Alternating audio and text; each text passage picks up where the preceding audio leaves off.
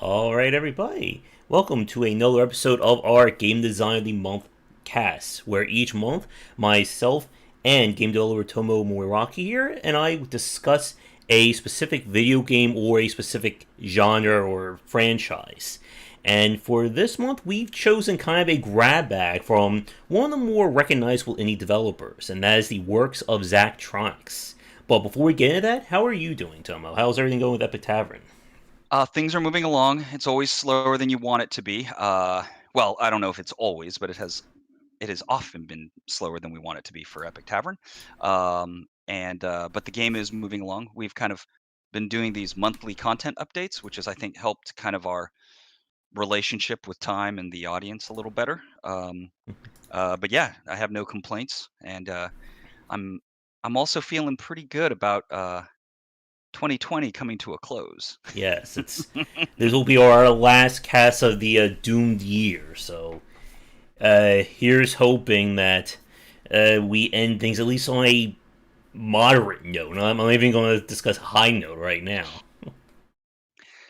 As long as it is a less certainly worse note, I think I'll take it. Yeah, and hopefully we get you on for one of the Sunday shows at some because that would be a very fun chat. You can join Shark and I ranting about whatever topic pops into our heads. Absolutely, absolutely. Yeah, we've talked about that a few times, and I think we've talked about it just enough times that it's about time that it can happen. Nice. But for our cast this month, or for this episode of our series, we are going to be discussing Zachtronics and his games. And Zachtronics, and as a studio, has been around for quite a long time in terms of indie dev terms. And he has quite a portfolio when it comes to almost like defining his own niche in terms of puzzle designs. Like, I've gotten emails from indie developers working on games similar, and what they will always say is that my game is a Zach-like. That's a term that they will use. And I guess for yourself, like, what do you think about like Zach's work and some of the games that he's made so far? So I'm a huge fan of his ever since Space Chem, and I Mm-hmm. think, depending on the point of view, I think you have a strong argument to support that as a kind of a native puzzle game design, that the essence of what he does is at least quite possibly the best. Mm-hmm. Um, it can support a near infinite amount of play. There's really no limit to how good you can get at those games, and you always feel like you're getting smarter no matter what when you play them. Sometimes you don't feel like you're smart enough. That can Yeah. definitely happen quite a bit in the games. But what's interesting for me too is just that I've always been so into the specifics of the Space Chem like games that I never really spent.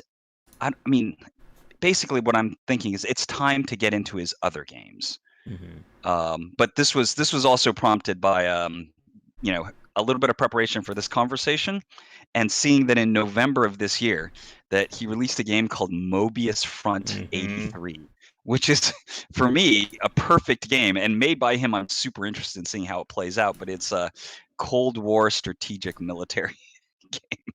Mm-hmm. Yeah, and I played that, and I have my review. It's in the backlog. It'll probably go up maybe next week on the channel, or probably earlier for those of you watching this record right now. But Oh, yeah, everything about his games have just been very fascinating to examine. For longtime fans watching this, you know that we've spoken with Zach several times in the past, and it's always been a very interesting conversation with him because he very well knows that his games belong to a specific niche. And like to a Pony's comment in chat right now, yeah, like his games are not lightweights in terms of their design. Like these are titles where good luck solving it in like a week or two of playing it. You get really stuck on a section. yeah. Well, I mean, it's such a it's the kind of game that if you don't focus at the beginning, you're Mm-hmm. gonna get off track. Yeah. And so you can get very much like it's not that you cannot casually approach these games. You have to definitely turn your brain on, and it's a high processing cost experience. Oh And yes. and it's punitive if you don't, because you might stumble your way past, a Hmm. particular gate in the logic, and then you're lost. And Oh the only way yes, to get back on track is to go back. yeah, definitely. And I think that sentence could easily be like a 20-30 minute discussion, like right now, because that's always been, I think, the pro and the con of Zach's works. That it's not like a traditional puzzle game or like puzzles in games traditionally, where puzzle A is its own self-contained thing. I solve puzzle A, I move on to puzzle B. It's basically here's puzzle A, and then puzzle B is going to build off of A, and C is going to build off of B and A. And if you don't know, if you don't figure out what happened in the second puzzle, you're going to get stuck at some point. You will have absolutely no idea how to get unstuck. Well, what's interesting is I feel like your kind of conventional long-term play experience game, often maybe management or sim type games or Mm-hmm. strategy games, they have a thing about them where they start off and what you have to deal with is restricted and very manageable, right?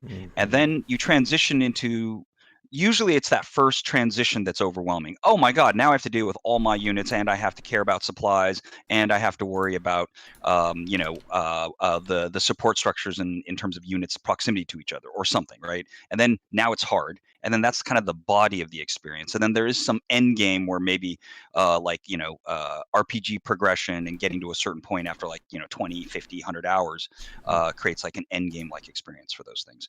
Puzzle games almost always are simply, this is the rule, these are the rules of the puzzle, and when you solve them, you get to go to the next puzzle. Mm-hmm. And that is not the case for Zachtronics games. Zachtronics games much more mimic the longer haul kind of Steam PC experience that those of us that like to spend hundreds of hours in games offers, right? That Mm-hmm.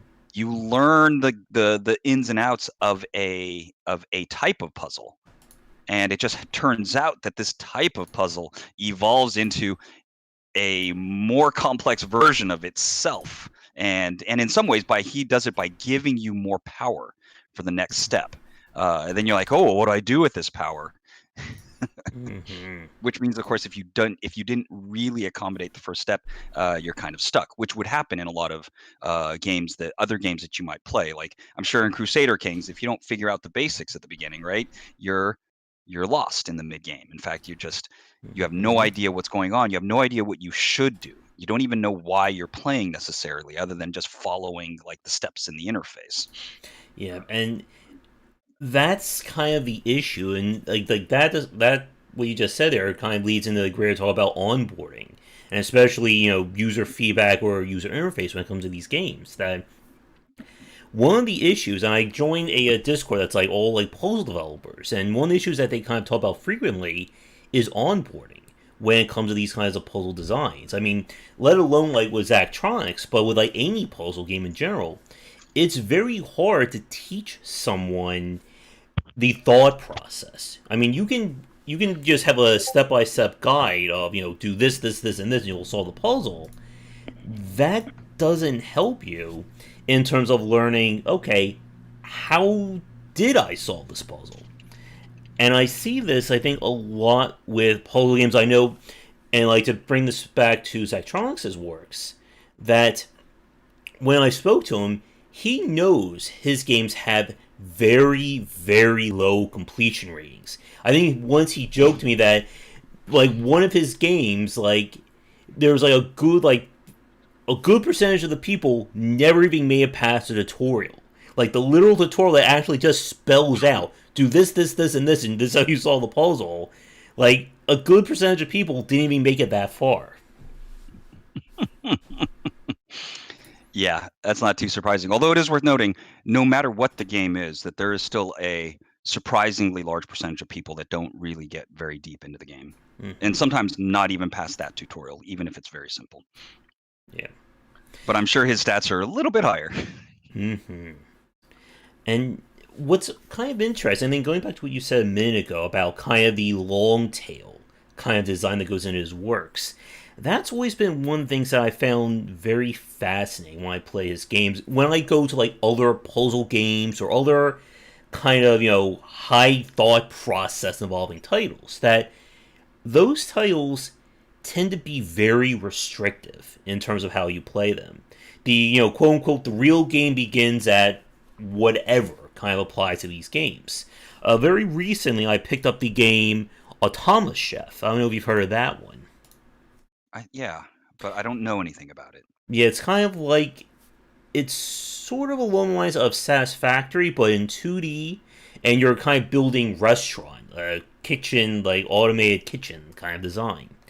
And what struck me was how rigid the game was when I started to play. Like, there are things I wanted to do that the game literally wouldn't let me do it because the design didn't accommodate that. Whereas when I play a Zachtronics game, they tend to kind of give you everything and then almost kind of like cut off pieces for you to focus on as you begin playing it. And like if you remember like Space Chem for instance, like Space Chem he gives you like I think well like 90% of the tools you're going to need at the very first level, but maybe you only need 5 to 10% of that in order to get the basic conditions met. Although I think in the context of Space Chem, he could have probably restricted it more at the beginning. That Mm-hmm. being the first game and all, I think that there was just a little bit of, you know, I think it is practically impossible for any developer to be perfectly calibrated with the average audience, Mm-hmm. um, or even the average audience for your potentially extremely hardcore game, because you're spending every second of the day working on it. Your brain is so soaked. You think what you think is easy is by no means easy. Oh yes. But yeah, it's. I think another thing that's happening is that lots of puzzle games, especially as they try to wrap a narrative and a theme into it, that Mm-hmm. they pick and choose whatever they need to make the puzzle still continue to work, and then they're kind of like, and I'm not saying this in a bad way, but they're slapping thematic or things that are like things to evoke a response or things that we can relate to onto the mechanics. Um, and inevitably the puzzle cannot be modified, right? The puzzle Mm-hmm. has its specific and strict rules, and if you get loose and crazy with it, then it's not a puzzle game anymore, and it just turns into a do stuff game, which many games are. That's also okay. um, but you'll find that like a developer of a puzzle game has a very strict attitude about the rules and whether you stick to them or not. Mm-hmm. And so, I'm sure in the context of creating kitchens that there's many a realistic tidbit that is absolutely not reflected and or maybe even misreflected. Mm-hmm. Yeah, and let me see. Yeah, and like with like Topomi's comment about the UI, like the one UI that I thought was like kind of like the most, I guess, quote unquote, I guess, fanciful or out there was oh, did I really forget the name of that one? The Oh, one this that magnum. we just played, Oh, Ironclad Tactics. There we go. oh, nice. Yeah, Ironclad Tactics does appear. It does look beautiful. Eliza is very nice looking as well. And honestly, from at least for my aesthetics and my nostalgia with hexes, um, Mobius Front is attractive too. Yeah, and again, like that's always been like the tricky thing about Zachtronics' games, like I know that probably the majority of the people who are watching this live or recorded will not enjoy his games. Like they will bounce off of them very quickly. But but like the small group who get into them, they absolutely love it. And it's very, I think, akin to like the war game or a 4X genre. Yeah. Well, and at the same time too, that there's no alternative, right? There's not. I mean, Mm-hmm. Factorio, sort of, right? But I mean, ultimately, Factorio is kind of a kind of production line dramatic enhancement of the city building game genre. Mm-hmm. Uh, and Zachtronics games kind of share some stuff with that, and more I think as time goes on, because you can kind of see in the evolution of his games where its interface is starting to evoke more of that kind of builder vibe. Mm-hmm. um but that's slapping on theme and skin onto the puzzle game. Yeah, and I think that's a very interesting thing about if you look at the evolution of Zach's works over the last decade, there's been more theme attached to his games as time went on. like Space Chem is probably, I think, almost like the most divorced in terms of theme and mechanics. There's this whole story going on, but it's simply these little vignettes that happen completely separate from everything else. Whereas something like Eliza, Ironclad Tactics, Infinifactory, and so on, it feels like there's the story kind of has more of a factor in that. And the story's good. I mean, Infinifactory is it's mysterious, Mm-hmm. and you want to know what's going on. Yeah, and what was the one that he made? I forgot the name of his own cyberpunk game. He did one. I think it was before Opus Magnum or something like that. I it seems like so many of the games could be described at least slightly in cyberpunk terms. I'm not entirely sure which one, but there is something called Exapunks, which I Yeah, actually haven't played and I've been that's the looking at for one. a while. Mm-hmm. Yeah, and going back to what we were saying regarding puzzle design to Pony's comment from a few minutes ago. Like I made a post a few weeks ago about kind of non-linear and linear puzzle design. And what for those to like kind of sum that up, a linear puzzle means that there is one solution. And we typically see this with the majority of puzzle-based games. That developer creates a very rigid framework. They tell you, okay, these are your tools. Here's the solution. You must do steps. Figure out steps A through Z. You solve the puzzle. For Zach's games, and when we see from like a non-linear, even something like Baba is You could fit in this as well. That okay, here are your tools. Here's solution, or here's your endpoint. Build the solution, however you may see fit. And there is no right. There are plenty of wrong answers, but there is no such thing as the answer in a Zachtronics game. Well, I mean, there is whatever happens to be the best answer according to the metrics, though, right? And so I think what is extraordinary about the games is that the problem space at its fundamentals, this problem space hasn't really changed much, at least amongst the games. Shenzhen IO, Space Chem, Molex Synthes, TIS 100, Opus Magnum, and maybe Exapunks because of some just taking a look at it. That there's a mechanism where you need to know the steps that need to be taken to solve the puzzle, Mm-hmm. or you need to make a collection of steps that gets to the endpoint, right? Mm-hmm. So doing it in less steps is rated higher. Doing it with less material or Mm-hmm. less tiles or less instructions is considered better. And so there is at least solutions can be measured against each other. And I think that is very important about kind of any kind of puzzle game, is that the people that like puzzle games are sticklers for correct and incorrect. And Mm-hmm. maybe in a lot of ways, Zachtronics helps them get to more correct versus less correct. Mm-hmm. Um, because I think, from an intellectual rigor standpoint, right and wrong is very rarely a thing, right? It is degree of accuracy, Mm-hmm. amount of uncertainty. Yeah, and I think that's another very interesting point about his games is that there are different degrees of correctness, and that goes back to what we were saying a minute ago about learning the mechanics of his games versus learning solution of a linear puzzle. That you can have a solution and pick any one of his titles, and there's always room to grow it. There's always room to make it either more streamlined, take away steps, do anything along those lines. And it really comes down to your own knowledge at this game.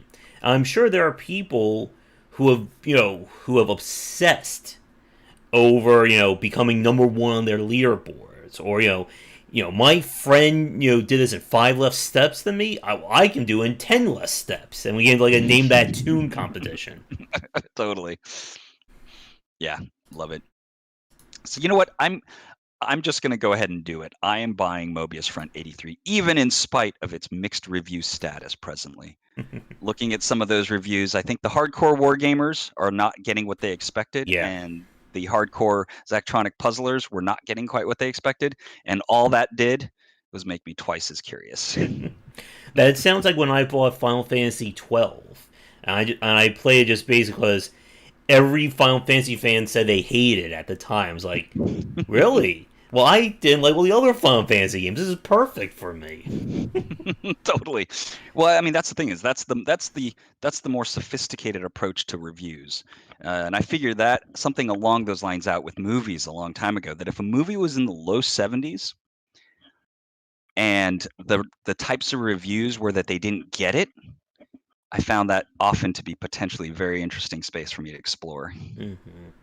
And we played Mobius Front on stream, and yeah, like from what we played of it, it's not quite a war game. It's not quite a puzzle game. It's very much like in the middle of the two.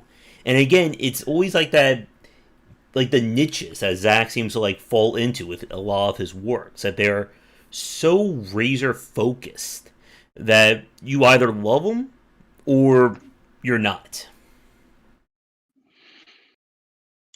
Oh, I have a printout of Zach like somewhere, but not within arm reach. But what I do have within arm reach is the Shenzhen Long Tech manual. I Nice. got a printout of it.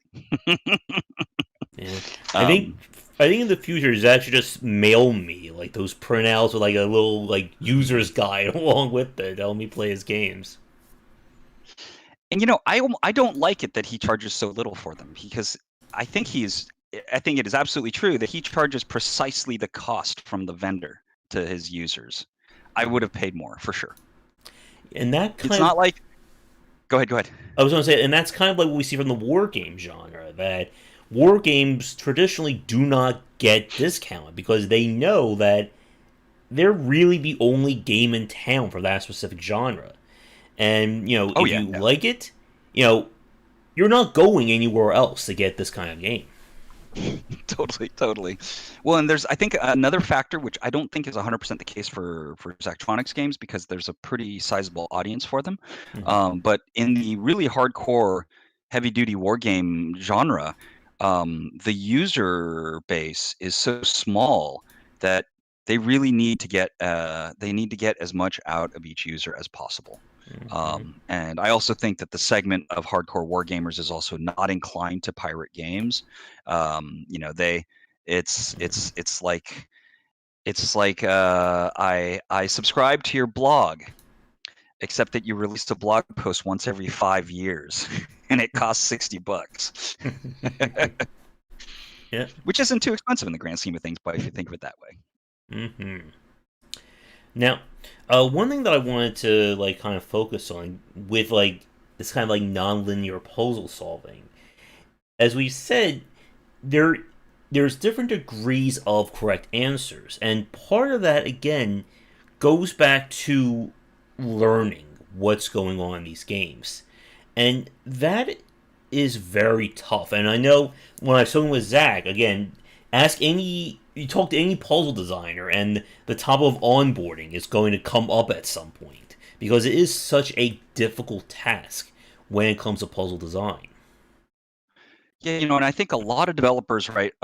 First of all, I think the largest body of puzzle developers are forced simply to make a simple puzzle experience. Mm-hmm. And they're really chasing after a very kind of casual puzzling experience. They just want the rules to be clear, your choices to be fairly limited, but the way in which those choices can interact with each other creates a decent amount of space to explore, and then dress it up, you know, pogoify it, um, Mm-hmm. so that it's a enjoyable and kind of like a emotionally reward laden experience. That's most of puzzle, and I think that that's kind of like, if we went 80/20, that's the 80. Now in the 20 space, it gets complicated. There's lots of stuff, right? And Zach is just a tiny sliver of that. Mm-hmm. But Yeah. in a weird sort of way, any turn-based game is in its way sort of a can be solved anyway puzzle game. Yeah. And I think that's also where kind of Mobius Front really like blurs that line because it's designed inherently that like as part of the rules, you start out every map completely, you know, underarmed. Like you will not be able to take it to the enemies, and that's very different from most war games and strategy games where you're able to build up a sizable army very quickly. In this one, you basically have to spend like the first like up until you can get to the second deployment phase in full defense. And if you try to play the game another way, you're not going to win because you know 2 tanks versus 8 tanks. There's no patent strategy that's going to get you through that. Interesting. So there's a little bit of, well, because I can, I we have, you'll have to suck him into a call at some point, and we'll have to do a stream, and you'll have to have me on, and I can fanboy out. But you know, to divert a bit towards war games in general, the concept of defense is rarely modeled effectively, right? There usually aren't mechanisms in the game for you to, if you have time to prepare, that you can gain a sufficient advantage against, potentially a 3-to-1 odds fight. That those kinds of game mechanics are still a little bit outside the scope of what the game designers of our history have been able to do. I think you see some good expressions of this. Like in the turn-based game, it's easy. You're like, oh, spend 3 turns fortifying and you get a +6. And that'll make it so that if it's like 2.5 to 1, it's even. But in a real-time sense or in any kinds of other mechanics aside from that simple, just you are trying to defend, so you just get a bonus kind of simplicity. I've seen, Company of Heroes does an okay job, right, with the things that the infantry can do to kind of build. And it really boils down to spending time, which is one of the resources, to gain a bonus to fighting, but you can't move. I think that's what it really ultimately boils down to. But if you have a good mechanic like that, that means now if you're at a force disadvantage and you have time to prepare, and you can force the location of an engagement, now you can kind of take back the initiative, or you can start to win again. Yeah. And it's just a very fascinating kind of like ebb and flow to it. And like speaking about that, one of these days, I think when you have a discussion about like the whole Creeper World series and that kind of RTS, have you ever played any of those? I have, and I thought they were very interesting. In fact, it kind of reminds me that I should get back in there and kind of follow through on my analysis, sort of, or at least, play it enough so that I don't have such a fuzzy memory of it, which I kind of do right now. All I remember is its sort of abstract nature, and that it was different and a little exponential. Now, with kind of designing these puzzles, I think as you said a minute ago that everything can be built. You can design an easy puzzle, and one of the things I always found interesting about his games is that they always follow that same MO. That the very first puzzle is basically him giving you the solution, and then just saying, "Okay, here's my list. Do this list. You win." And then oftentimes the second puzzle is, "Here's that same thing we just did. Now I'm not giving you the list. Do you remember what that solution was?" Just even that, right, is a significant step. But you just did it. Why can't you remember? Of course.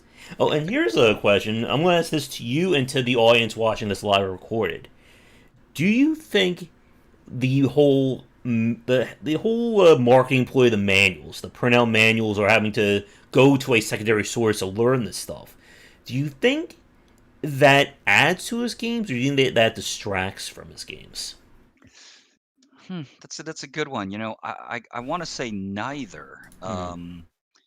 For players that don't want to go outside to search, those players already are accustomed to all manner of games that have difficult and painful to figure out details, or it's just something about the game just didn't click in their head. So they they don't figure it out till after banging their head against the wall a bunch. And those players bang their head against the wall, bang their head against the wall a bunch. Now, maybe if you were going to try to play like World of Warcraft or something, that's just not feasible. But and then having it available for those players, which I am often a player like that, depending on how I'm playing a game and how much time I've allotted to kind of figure it out. It's nice. It's nice that I can do that when, because otherwise, some games I would have just stopped cold. Mhm. But instead, the availability of information online made it so that I wasn't stopped cold. I do wonder if this is just a sly marketing tactic to get people to get dual monitors. So you can have one screen, have his game on one monitor, have the manual on the other one. Yeah, absolutely. I do. I definitely have done that before. Although it usually looks like some kind of small game that I don't even know much about, and then running into a big blocker at the beginning and going like, I want to spend 2 hours on this. Open up the wiki, and then sometimes though, in the bad cases, I just end up reading the wiki for 2 hours, and then I don't play the game, and then I move on to the next one. Mhm.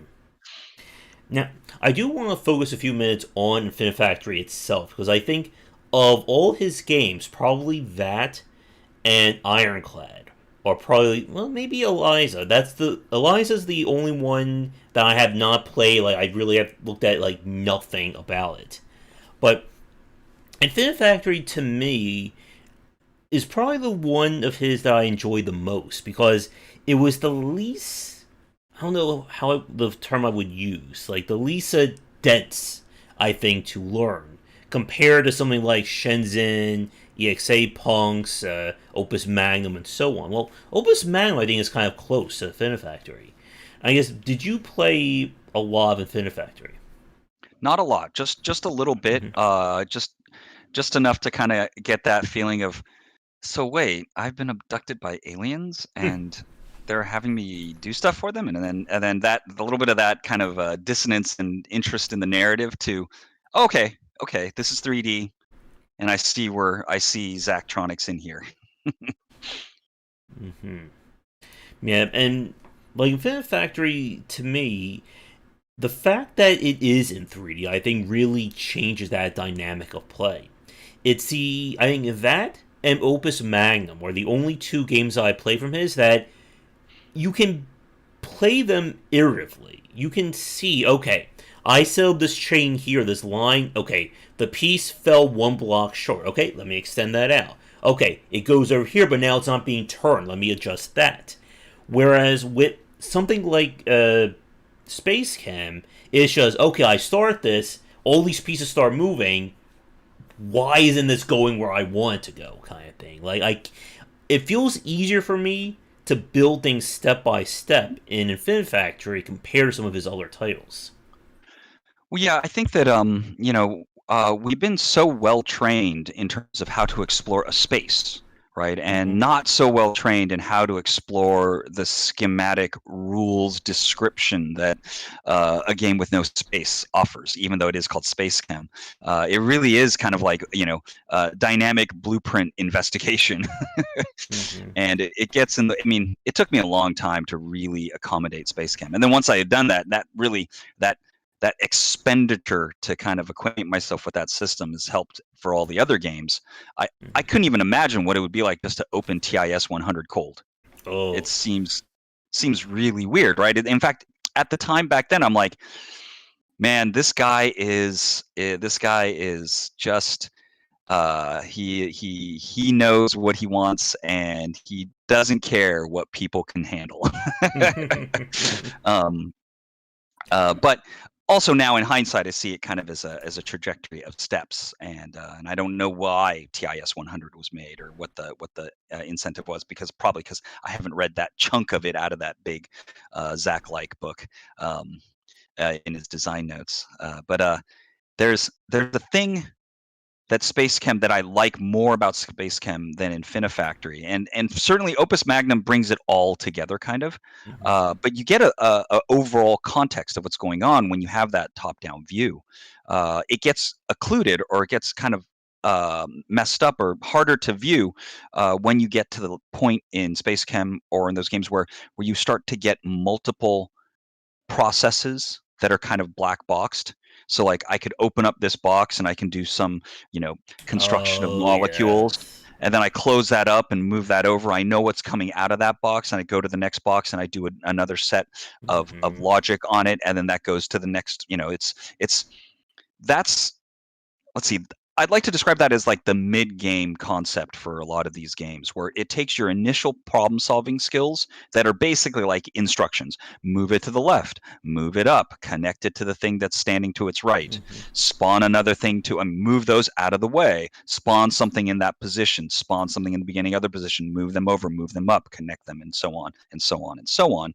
And then to level up that kind of problem solving, right? It's now you're free to do whatever you want in these 3 bubbles of processing. So it's very much programming. It teaches programming skills, at least that's what a lot of programmers like to say, Hmm. in that now it's up to you. How much of the problem do you solve in the first set of processes versus the second versus the third? You're deferring your your problem solving arbitrarily over multiple processes, and that I think is absolutely unique in terms of Hmm. puzzle games that are out there. Yeah. And what you were saying about kind of like breaking things down to like these like these microsystems and then expanding out and out, it really reminds me again of Factorio, which we brought up earlier. Yeah. That Factorio is very much in line with that. Okay, build an assembly line. Okay, have it go somewhere. Okay, now connect all these parts to it. Okay, you've done that. Now completely tear it apart and do it better. And now you're going to expand out, and you're going to keep expanding out. And it kind of the same thing with Zachtronics' games, that it's as deep as you can basically handle. And I think, again, for a lot of people, they're going to tap out probably early in those games. But for the people who do learn and they do go, again, there really is like I don't think there's really like a quote unquote end. If you really want to play as games, just keep on endlessly optimizing these solutions. Oh yeah, for sure. And even if all you want to do is solve each puzzle once, that's already kind of a lot of it. That's a fairly sizable commitment too. Yeah. Um, Factorio is interesting. I think Factorio is the only truly inspired by Zach-like games. Period.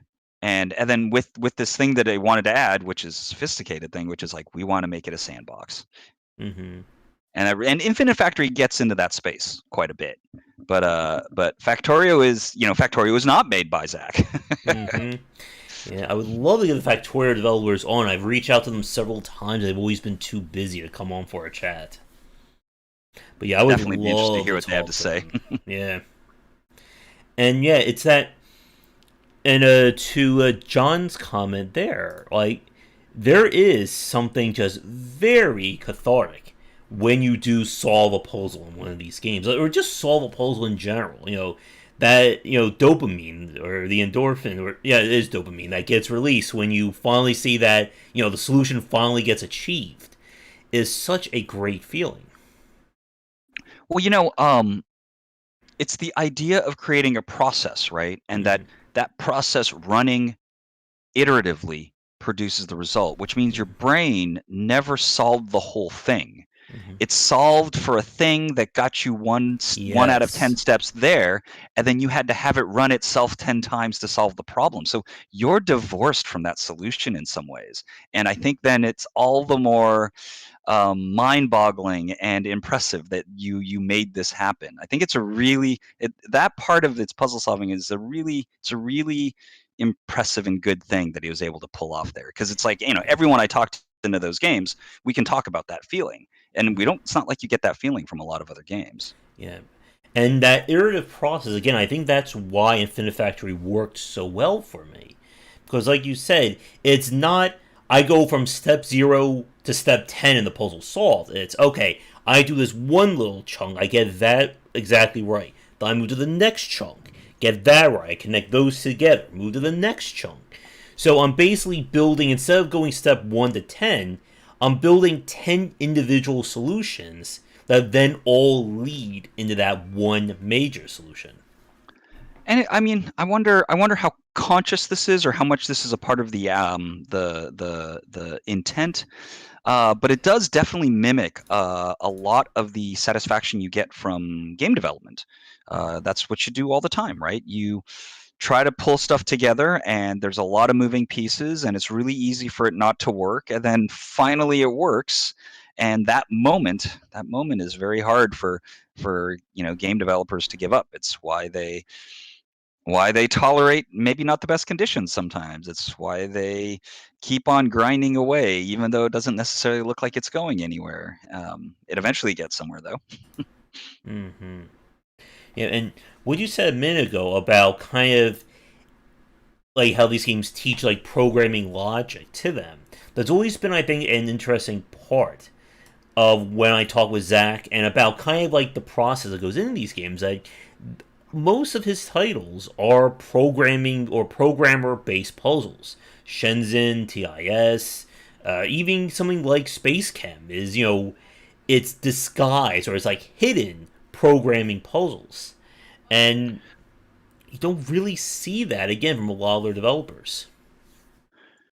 Yeah, for sure. And actually games where you program the game to create certain results is definitely a rare type.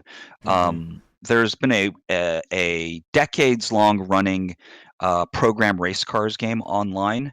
The name escapes me, but it's pretty crazy. And you get there's some stiff competition to win those races, and it's going on constantly.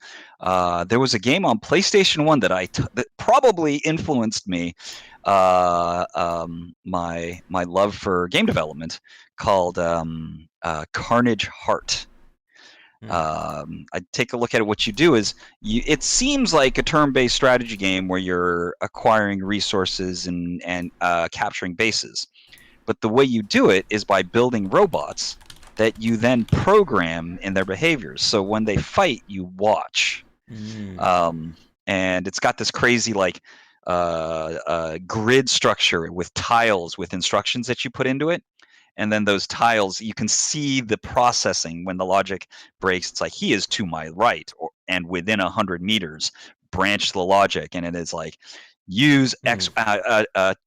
if weapon A has greater than 0 ammo or greater than 6 ammo, branch again and then shoot at target. And it's very interesting, and it's not fun at first. At first, you just like bang your head against the wall because it's really complicated to imagine what a process, what results come out of it over hundreds, thousands of cycles.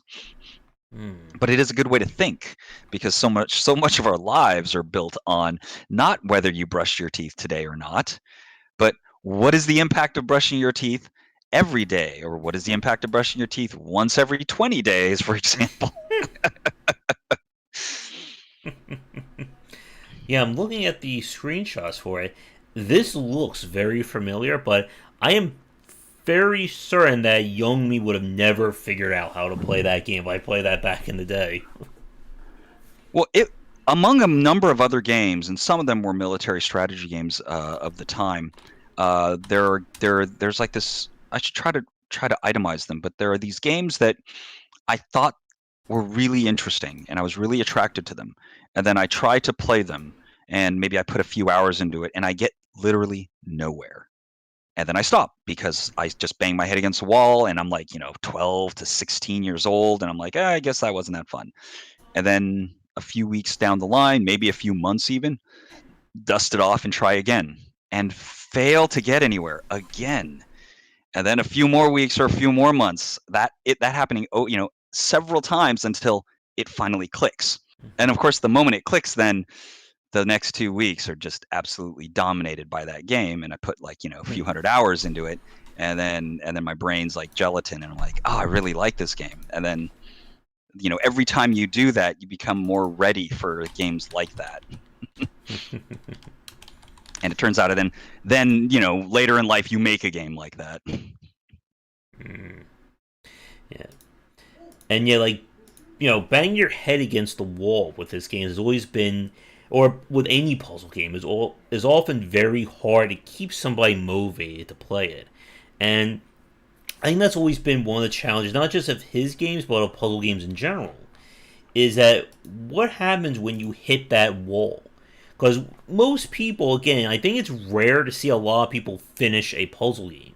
Because you're going to run to that one puzzle, it's going to stop you, and then do you really feel like returning to a game knowing that there's that wall waiting for you to slam your head into for the next 2 to 3 hours.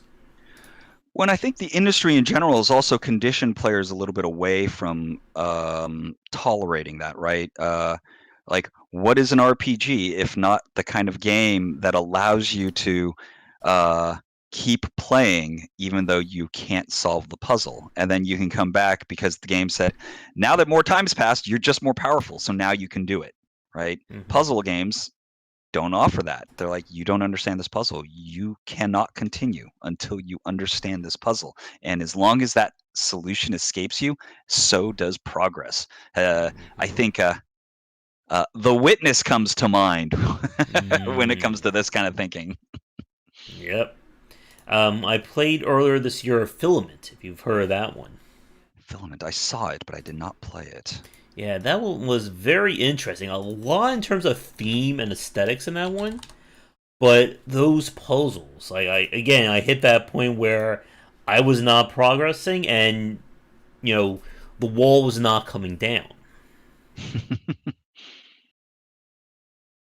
and it's tough to make that game to make something compelling. To John's comment about making it invested or making the player feel invested enough to keep playing, and I think that's where the idea of story and theme really come into play, and where I think Zach has grown over the last 10 years. That it's not just you getting a new puzzle, which is, akin to here's a new punch in the face for the next 2 hours.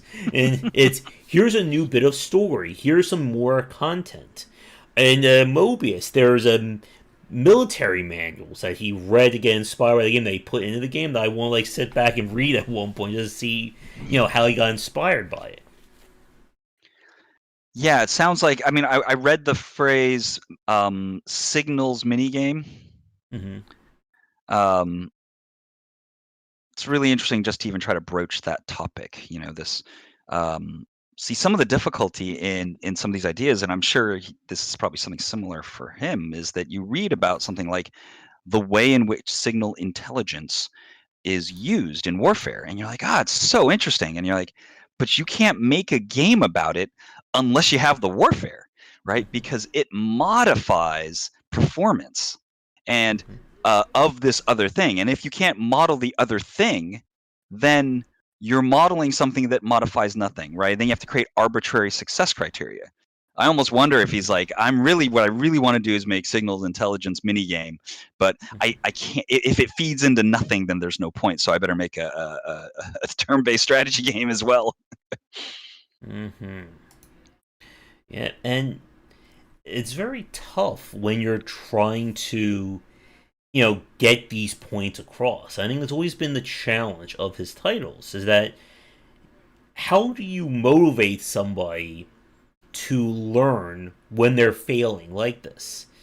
Because there's never like that's always been I think the ultimate challenge of these puzzle games is that there's no one helping you. Like unless you have a stream. In my case, my stream gives me clues or they just give me snark when I can't Awesome. solve a puzzle. But like someone like if you played Stephen Sausage Roll, for instance, or Steven, whatever that game was, it was like the very I think it was described as the Dark Souls of puzzle games at one point. Stephen Sausage Roll, and Oh, okay. like something like that, for instance. Like I bounced off of that after like two puzzles, and I think it took me like an hour just to do two puzzles in that game. And it's very tricky in these titles to how do you guide somebody to a solution without outright telling them the solution? It's I think that Baba's You falls into that category as well. Like there are Oh, some totally. brain melting puzzles in that game, and I know for myself I did as well. I ran to that puzzle. I'm like, I have no idea what the hell this game wants me to do. Like I am like 10 million miles away from the solution. Like there is no hint the game could tell me right now that would get me in the right direction. I ran that a lot with like older school like adventure games like a Myst and Uru. And Yeah. you Well, go ahead. no. Go ahead. Go ahead. I was saying like how do you get somebody back on track if they are just 10 billion miles in left field. And I mean, part of the problem is that you don't, right? Mm-hmm. And I think that, see, the whole idea of these puzzle games, part of its superpower is connected to its biggest disadvantage, right? In that if you don't understand the puzzle, Mm-hmm. you're out of luck for now. Yep. And that there's nothing you can do other than self-reflect on what path you missed in your thoughts until you figure it out. And unless you're on board for that kind of process, like sitting down and going like, okay, so what did I overlook here? Maybe if I try I totally assume that I need to use the iterator in this particular way, but maybe that Mm-hmm. assumption is wrong and I need to try it some other way. Until you're willing to just blindly start experimenting to kind of improve your contextual awareness of the situation, you go nowhere. And Mm-hmm. so many players, right, that that makes it in that particular way a fundamentally less engaging product, right, than Mm-hmm. perhaps Candy Crush, for example, right, where you can't get it wrong. And if you get frustrated, you can drop some money and you can get it quicker. Mm-hmm. And it's not really that tough a puzzle anyways, because it's trying to really occupy you at a much lower processing energy state. Mm-hmm. And if that's what you're used to, running into like a strict, mean-spirited puzzle game, and we'll use The Witness as a better example for mean-spirited puzzle game. You go like, oh, this is easy because I get it. Oh, this is easy because I get it. And you're like, I don't get this. Yeah. And then you don't know what to do anymore because none of the other things you've played are require you to stop, Mm-hmm. self-reflect, and take your whole concept of what you've been doing back down to the studs and go, what do we got here? Why can't I go forward? And Yeah. that's a tall order for normal people. And I mean normal in this case just to mean all of us. We're all Mm-hmm. normal some of the time. And so if you don't get out of your normal mode, you're dead in the water for the game. And that doesn't feel good. That's not fun. That's not it doesn't you're not happy you spent money to have that feeling, right? Yeah. Now that I think about it, Zach should really have like the $100 hint guy. Like, give him $100, it'll Nice. give you the solution to one puzzle. It may actually earn him a lot of money if he does that. Actually, before I do that, I would do at least a little bit of an analysis of what your conventional hardcore puzzle gamer on PC, Mm-hmm. what their attitudes about free to play are, right? I think you Mm-hmm. might find that segment of the audience may find it distasteful, Mm-hmm. and that might be worrisome. Although Yeah. you could just release the game on mobile and you wouldn't have to worry about it at all. Yeah. And two really good comments came up.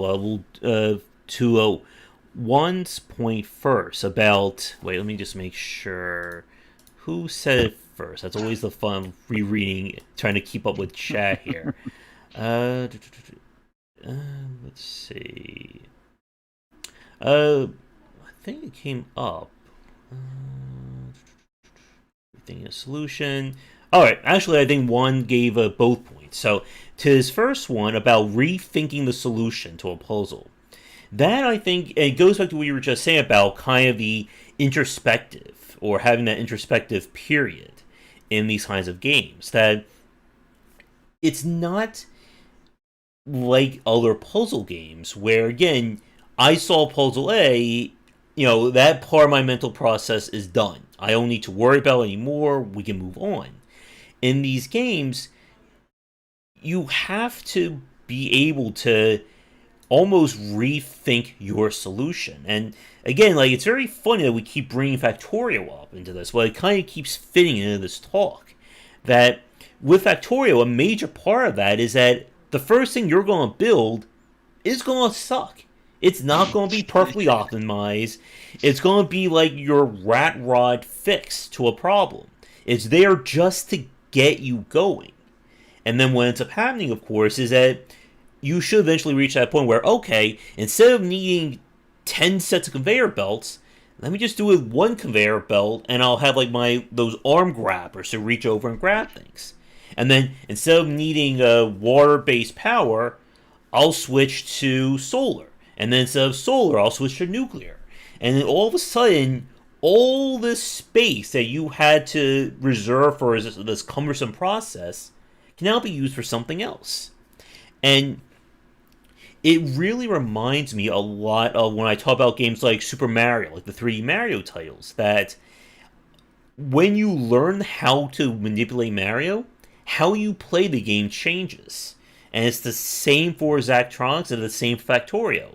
That once you get that new process, all of a sudden, all your puzzle solving completely changes. And then hopefully that will get you through the next hump.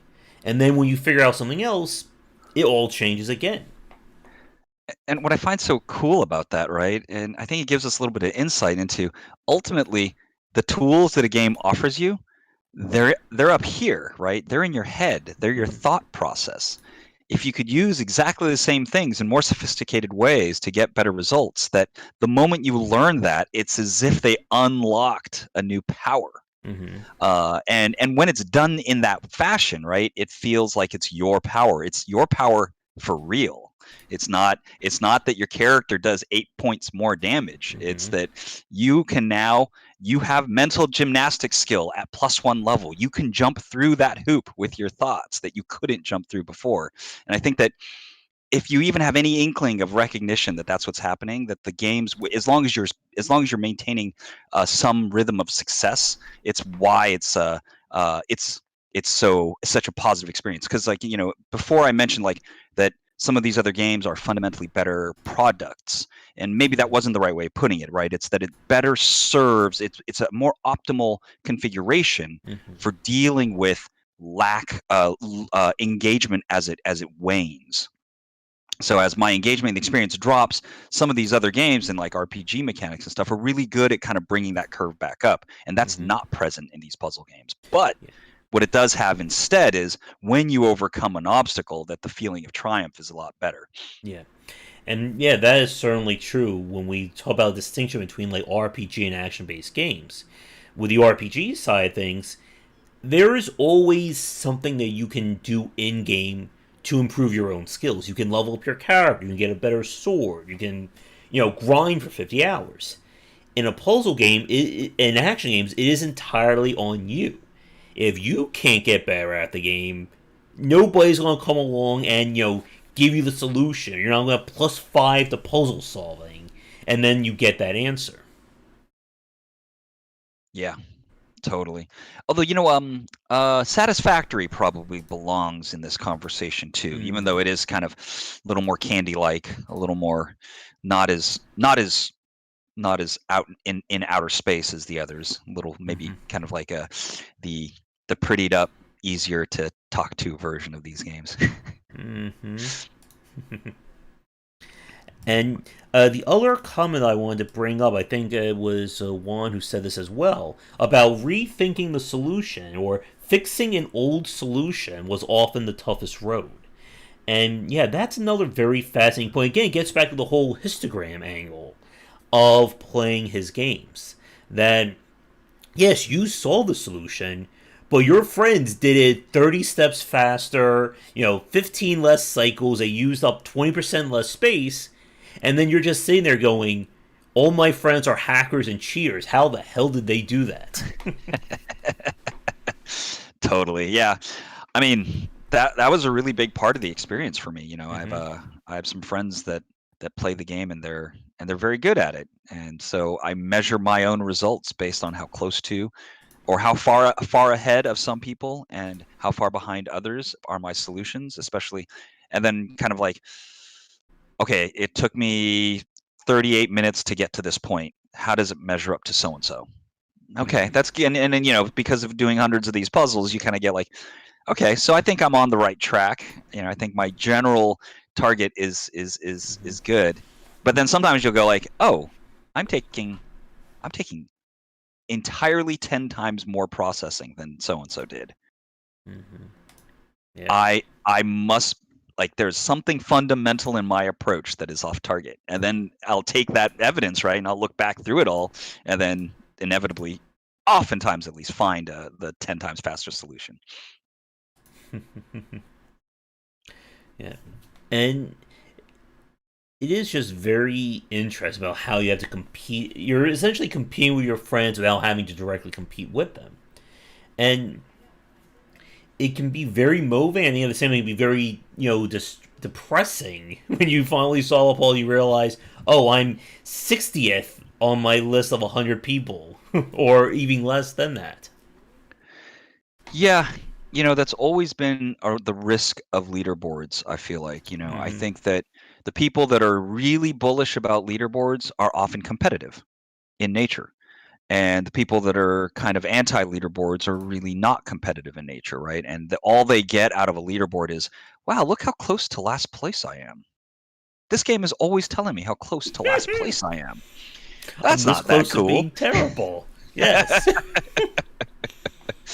And I mean, generally from a developer standpoint, leaderboards are a net gain for the user base, but I've been in so many conversations where you can very quickly tell what that person their kind of under the hood thoughts about competition, depending on how they argue a case in favor or against a leaderboard in any given dev context.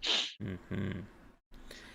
And as a quick time check, we are a little over an hour. So I know Oh we yeah. usually keep these. I guess I'm still fine with going. I know we got the Game Awards in about 30 minutes, which will probably like shut down like all conversation. But I figure maybe another 10 minutes should be good. Does that That work sounds for you? good. Yeah, yeah. 10-15 sounds good. And then we've talked about a lot of topics. A little bit of wrap up makes sense. Okay. Maybe I'll take this moment just to kind of briefly describe the shape of these games from my perspective. Mm-hmm. Like we were saying, kind of in bits and pieces over the course of the conversation, that the game is a puzzle game about combining a series of instructions to take a starting state and getting to some end state. Mm-hmm. Um, and it takes that fundamental idea and repeats it in through a number of different approaches and different themes. Strange enough, in terms of kind of like chemical composition, it's straight up Space Chem, and Mulix and Tez are identical in that regard from a theme standpoint. But then it increases in complexity, right? How elegantly and kind of like I have to use the instructions, and how much I kind of have to, like once you start getting into the harder problems, the instructions you're using are often fulfilling multiple purposes at the same time. So you start understanding how to kind of combine certain logical choices that you're making. It's like you know what I'm going to do is at first you just you know, took hydrogen molecules and took oxygen molecules and plopped them together and spit it out. And that was hard enough at the beginning, right? But then eventually you're taking these more complicated carbon chains and you're doing some crazy stuff with it. And you're taking big complicated things and breaking off a piece from it, because that's nice single instruction. That's mostly what you need. And then you start with that piece and then you start processing it. So where that represents kind of a level up in your thinking is that I now have mastered the basic instructions, and now I'm kind of approaching like a large set of work that needs to be done, and I'm breaking it up into pieces. But I'm arbitrarily doing so. I'm making a judgment call on how I'm going to be breaking it up. And then from there, like you can kind of see that as like the the concept of that puzzle getting harder or more complicated. Mm-hmm. But then it does the deferred processing step, right? The mid game is I can now black box a process and then go into another process, take the outputs of that process and process it, and then send that into another process, and then create a final result. And that those processes could also be in a hierarchy chain where that these two processes are feeding into this one other. I have a great deal of kind of production line power at this point, but at the same time it's way more complicated, because how do you break up the processing? You can do it Mm-hmm. however you want, right? And so like at least in the context of Space Chem, it gets very crazy. And I mean, we want to say towards the end, it gets very crazy as you are on the eve of Mm-hmm. the kind of the late game. And until you've mastered all of that, and maybe their late game, there is nothing specific other than a strong mastery of just having or being able to organize your thoughts in terms of breaking up your problem solving across multiple processes, as well as being very good at optimizing complex problem solving in any given process. And then probably at that point, right, it's this going back to the beginning and taking all that learning and like wiping it through all the problem solving you had done up until that point. I Yeah. think that at its essence, that is like the Zachtronics puzzle solving. That's the core puzzle, and the elegance of it is that, of course, it can be solved any which way, Mm-hmm. and because it can be solved any which way now, it's not a binary thing. If you can't, to some extent, you may not have the tools to solve it, and that is binary. But that threshold has been pushed way to the back, right?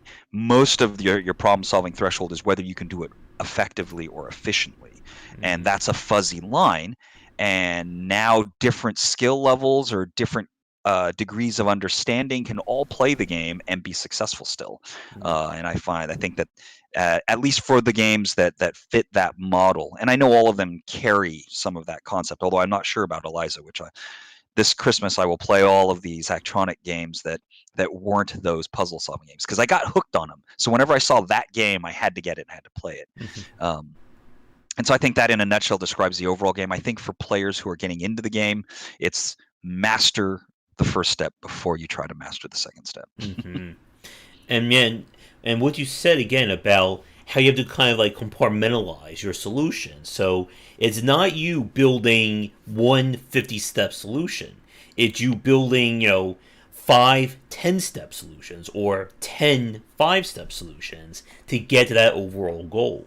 And like we've said earlier, it's just very cathartic when everything connects and it works. It reminds me of it when I spoke with Chris Beatrice, who worked on the Impression City Builders, and we talk about that kind of, it's like people who get into train building and they sell the whole train set. You see everything working in harmony to achieve one singular goal, and that feeling that everything that I did, it actually works. Nothing is breaking.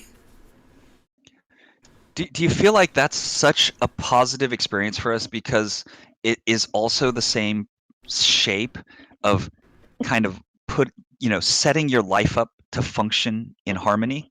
Mm-hmm. And that whenever that actually becomes true, that is a very satisfying moment. You're like, oh, all the pieces are working and everything Yeah. is moving, and like there's like something very sophisticated and very much in the know about what needs to be. And if it's your own life, it's like what needs to be for you. Mm-hmm. That when you create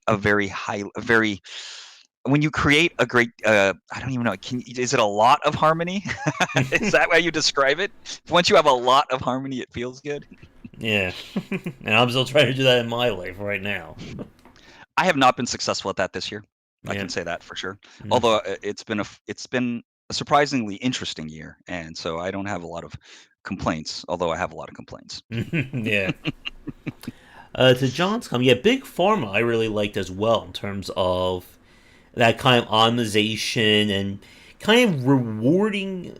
And I think that's another big point about these games, that they give you a very intrinsic reward in terms of you getting better at them. You making your puzzle 5% more optimized. That doesn't give you you're not getting an achievement for that. You're not going to get a huge score boost. But saying that I took this puzzle or took the solution that takes 10 minutes down to 6 minutes, it's like, oh my god, I am the master puzzle maker of this game. So is Big Pharma by Klifsky? No, it was published by him. Because I Okay, spoke okay. with a developer of it. He also did the game Mondo Democracy? Museum, Mega Aquarium, I think is Oh, the Mega Aquarium. Okay. So Klifsky did Democracy. By the way, Klifsky and Positech Games, that's actually another one to keep in mind in this Oh conversation. yes. Gratuitous Space Battles. Oh Go all the way back to yes. Gratuitous Space Battles. If you haven't played it, I highly recommend it. It is a fantastic kind of programming light sort of game. Mm-hmm. And again, another one of those games that you can quickly get in over your head if you're not sure what's going Totally. on. Oh, and when they came out with the Galactic campaign, that blew my mind. I have to admit, the worst email I ever sent as a fan was to Klifsky. because I was disappointed in gratuitous tank battles, and I still feel some embarrassment over sending a complaining email to a developer. That was a long time ago, though, and I'm smarter than I was back then. Just feel like the moment came up where for me to admit that publicly, so I had to take it. Let me see. Anything else I want to wrap up on? We talked about skill growth. Um, yeah, and again, like staying on this line, like just to, like harp on for like developers and people or students watching that's like the thing that really I think separates Zachtronics' works from other puzzle games. There's a sense of progression beyond just more puzzle. And I think that's the thing a lot of puzzle developers tend to slip up on. And Charlotte and I talk about this all the time, that we see these games where it's like, here are 700 puzzles. And it's like 700 takes on the same exact puzzle. And by like puzzle 20 or 30, my eyes are starting to glaze over.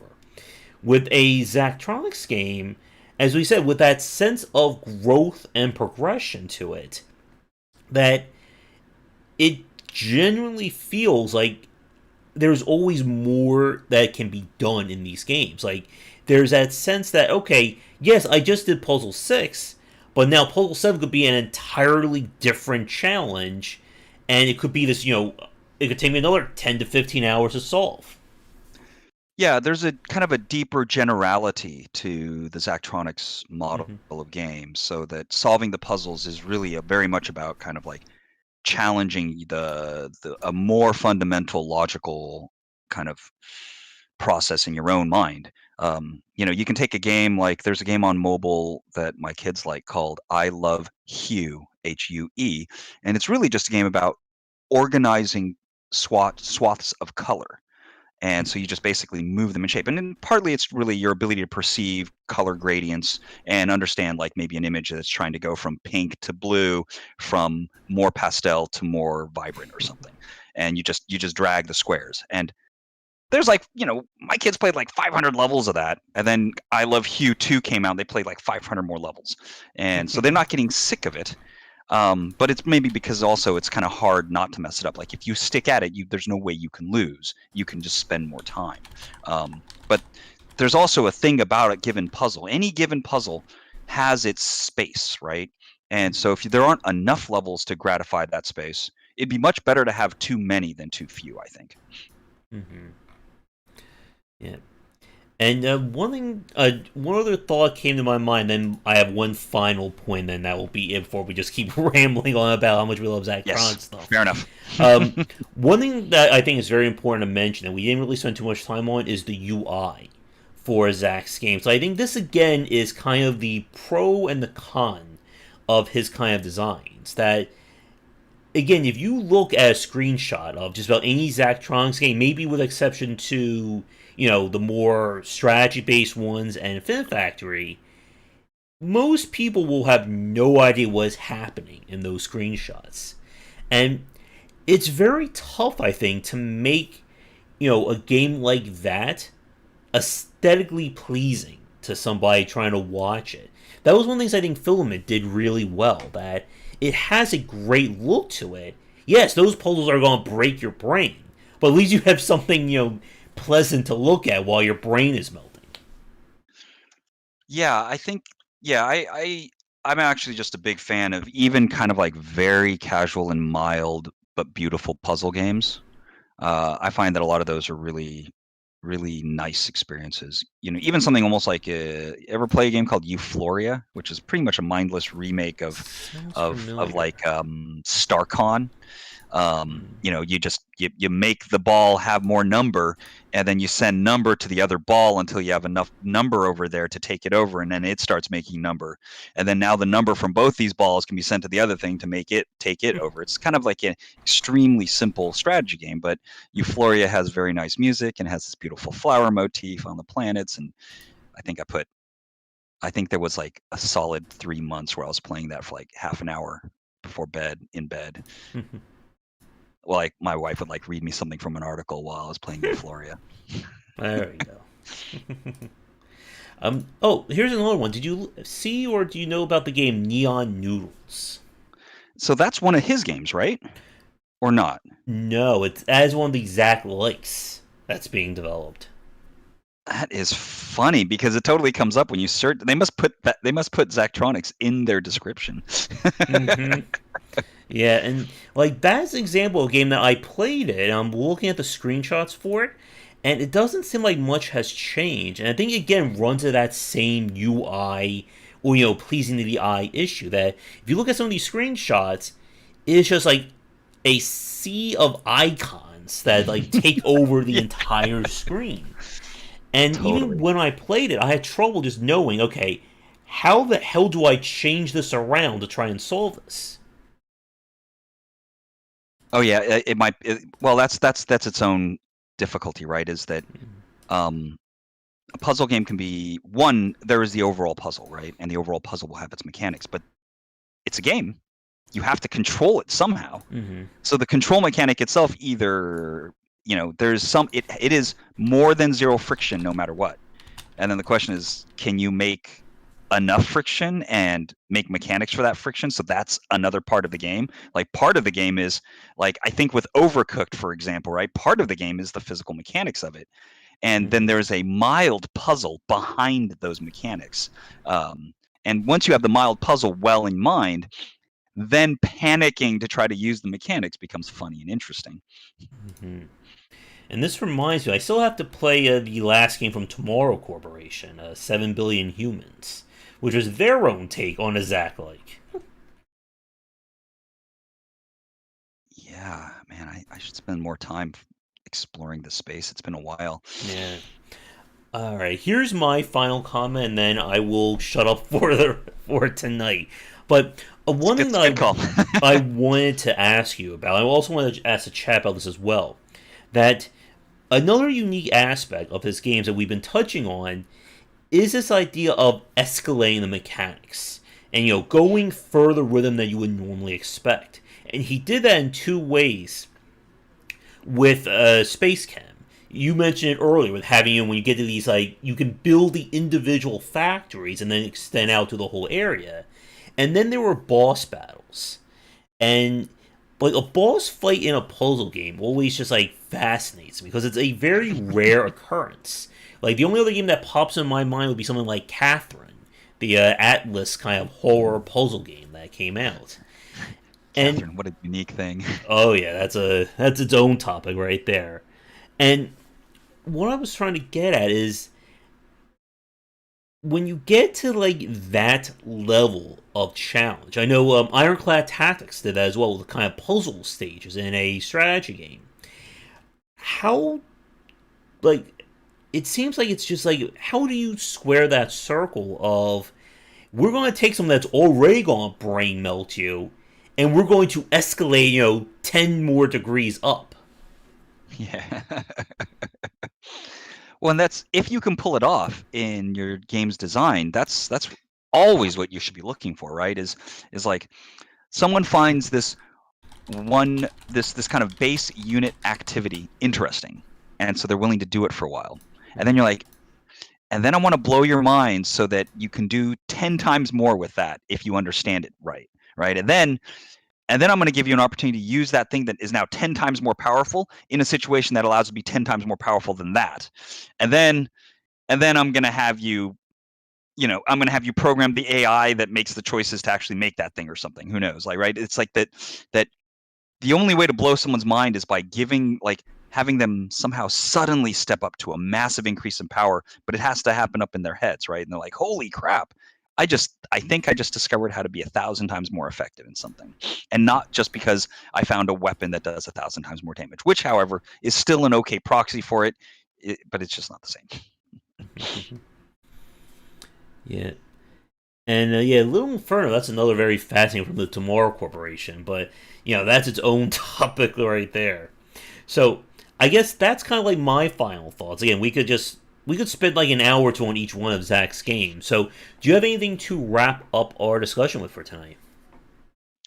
You know, just that I think that in the context of puzzle games in general, that it's a very difficult space to develop in, and that there is a ton of interesting experience to be gained from going out there and exploring bad puzzle games, because there's it's not a huge population of developers that are trying to make these kinds of games, and so inevitably what they're trying to do, it will feel like a bad puzzle game, but that's not the thing to focus on, because it's easy to make a bad puzzle game. The trick is, what is it that they were trying to pull off? What interesting thoughts were going on in the developers' minds to make this different approach at puzzle games? And then you can judge it, right? Then you're like, oh, you didn't make it, you didn't succeed because of X, Y, or Z.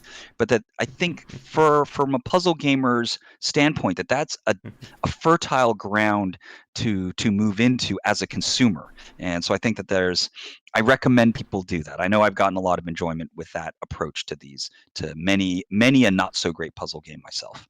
Mm-hmm. Yeah, that again, like that even brings up one topic we didn't really discuss about what makes a bad puzzle. Because Zach's games are very subjective like that, and like we've said, like the beauty and nightmare of puzzle design is that somebody can get stuck on a puzzle and they'll say it's the worst puzzle ever. I can't solve it. You then show it to somebody else, they'll solve it in 10 seconds, and they're like, "What's the big deal?" Oh, and I've ran into that with a lot of the puzzle games we played on stream when people are like, "Oh, I've solved this already. Why Josh hasn't solved it yet? He's still stuck on the same part." Yeah, and I think it's not easy to know what is a good and bad puzzle game at first. And honestly, I think I just have some of my own personal rules. It's a combination of, are the rules clear? One strictly and clearly bad thing to do in a puzzle game context is to have hidden rules that the player cannot know, that create variability in the results that now the player can't grow and learn from. So arbitrary things in these puzzle games is very dangerous. You can have clear randomness. You can have clear, like, this creates uncertainty, or there's uncertainty here as to why this is working. That's a sophisticated thing to use in a puzzle game. But for there to be uncertainty in something that is essential to solving puzzles, that's not a good puzzle experience, right? That is, I just try stuff until it works. I don't feel like I know why it works. Like, if those, we know, yeah, those kinds of things, theoretically, at least generally speaking, erode the quality of the puzzle game. But from a consumer standpoint, you might feel that way about the game because you've overlooked something about the game. And now and then, some of the more nuanced, good pros and cons in puzzle games are is their UI clear enough? Are there explanations for what things do clear enough? And clear may not be the right word, is that it makes sense that this information can be interpreted correctly. Maybe would be the kind of more clinical way of describing it. Yeah. And like we said, that if the player doesn't get, the reasoning for the puzzle, they're never going to be able to figure things out. Again, that's one of these that stops me when I play a lot of grand strategy games, that I'm pushing buttons. I don't know what any of these buttons are doing. Did I win because I clicked, this right? Did I lose because I did that? It's one of the things that has always stopped me from learning these grand strategy games. And I was telling Tomo before the cast, I still have to load up Total War 3 Kingdoms and give that a check and just try and see if I can learn that one. And it is very difficult. Puzzle design is very hard to do. And, props to developers who can get things out.